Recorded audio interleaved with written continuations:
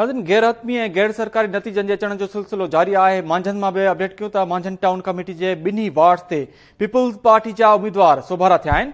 गैर सरकारी नतीजा साम्हूं आया आहिनि।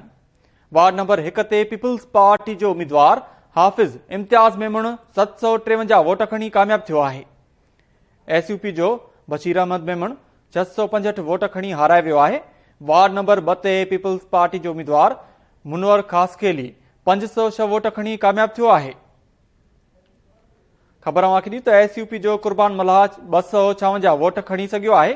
गैर हतमी गैर सरकारी नतीजनि जे अचण जो सिलसिलो जारी आहे। अवांखे ॿुधायो त मांझनि टाउन कमेटी जे ॿिन्ही वार्ड्स ते पीपल्स पार्टी जा उम्मीदवार सोभारा थिया आहिनि। गैर सरकारी नतीजा अचण जो सिलसिलो जारी आहे।